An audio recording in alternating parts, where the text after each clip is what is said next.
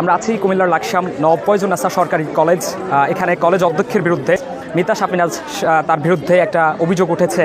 তিনি বোরকা এবং হিজাব সহ বিভিন্ন কটূক্তিমূলক কথা বলেছেন, একটি মেয়েকে তিনি টিচ করেছেন, এমনটি অভিযোগ করছেন সেই ভুক্তভোগী শিক্ষার্থী। হিজাব পরা মেয়েরা জঙ্গি, এটা বলতে আমি নিজে হিজাব পরা মেয়েরা জঙ্গি, এরকম ইতিপূর্বে আরো অনেক ঘটনা ঘটছে, বুঝছেন ভাই?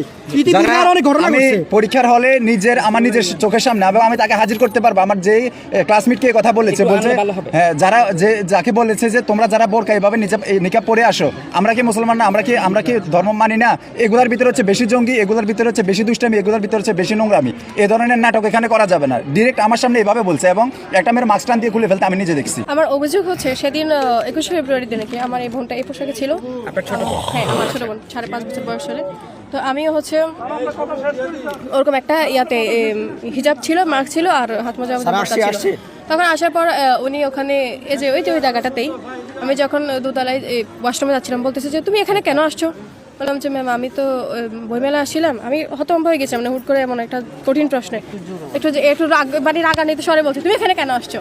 বললাম যে আমি তো ম্যাডাম ইয়াতে আসছি, মেলা আসছি। তো মেলা আসলে এখানে কি করো? আমি একটু ওয়াশরুমে যাব।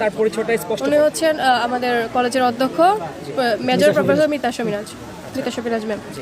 তখন আমি বলেছিল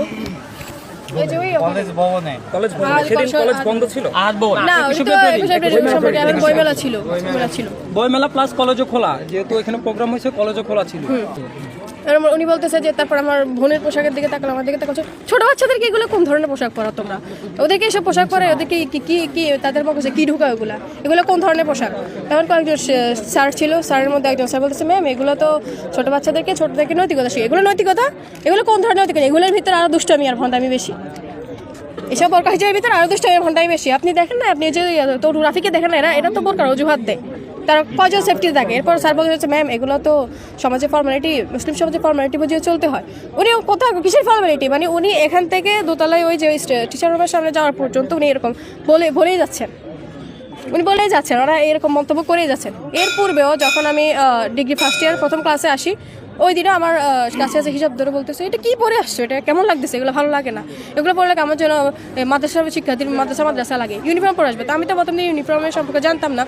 তো আবার হিজাব ধরে বলছে এগুলো কি পরে আসছে, এগুলো কেমন লাগতেছে, আমাকে এগুলো একটু ভালো লাগতেছে। স্যাররা বলতে যে ওরা মাস্কের ভিতর দিয়ে কথা বলে, তাহলে আপনারা মহিলা শিক্ষক দেন, ওরা মাস্ক খুলে ওদেরকে বসাক। হিজাব পরা মেয়েরা জঙ্গি, এটা বলতে আমি নিজে হিজাব পরা মেয়েরা জঙ্গি, এরকম ইতিপূর্বে আরো অনেক ঘটনা ঘটছে, বুঝছেন ভাই? ইতিপূর্বে আরো অনেক ঘটনা ঘটছে। পরীক্ষার হলে আমার নিজের চোখের সামনে এবং আমি তাকে হাজির করতে পারবো। আমার যেই ক্লাসমেটকে কথা বলেছে, হ্যাঁ, যাকে বলেছে যে তোমরা যারা বোরকা এভাবে নিকাব পরে আসো, আমরা কি মুসলমান না,